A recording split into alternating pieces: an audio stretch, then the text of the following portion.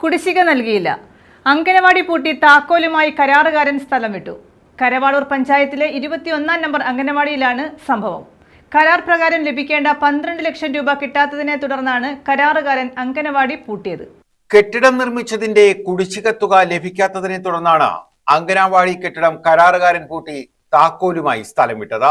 കരവാളൂർ ഗ്രാമപഞ്ചായത്തിലെ കായംകുന്ന് വാർഡിലെ 21 നമ്പർ അങ്കനവാടിയിലാണ് സംഭവം. 2025 ഒക്ടോബറിലാണ് അങ്കനവാടി കെട്ടിടം ഉദ്ഘാടനം ചെയ്തത്. ഉദ്ഘാടനത്തിനും 1 വർഷം മുമ്പ് തന്നെ കെട്ടിടത്തിന്റെ നിർമ്മാണം പൂർത്തിയാക്കിയിരുന്നു. എന്നാൽ കരാറുകാരന് ലഭിക്കേണ്ട 12 ലക്ഷം രൂപ സാങ്കേതിക കാരണങ്ങളാൽ ഇതുവരെയും ലഭിച്ചിട്ടില്ല.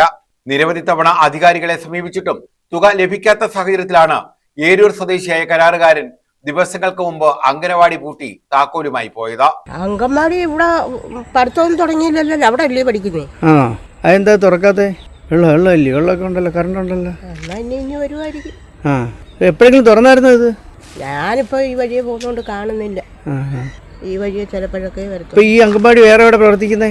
ഉണ്ടല്ലോ, അവിടെ ഈ വീടിന്റെ കിഴക്കുവശത്ത്. ലഭിക്കാനുള്ള തുക കിട്ടാതെ താക്കോൽ കൈമാറില്ലെന്നാണ് കരാറുകാരന്റെ നിലപാട്. സ്വന്തമായി സ്ഥലമില്ലാത്തതിനാൽ വർഷങ്ങളായി അങ്കനവാടി വാടക കെട്ടിടത്തിലായിരുന്നു പ്രവർത്തിച്ചിരുന്നത്.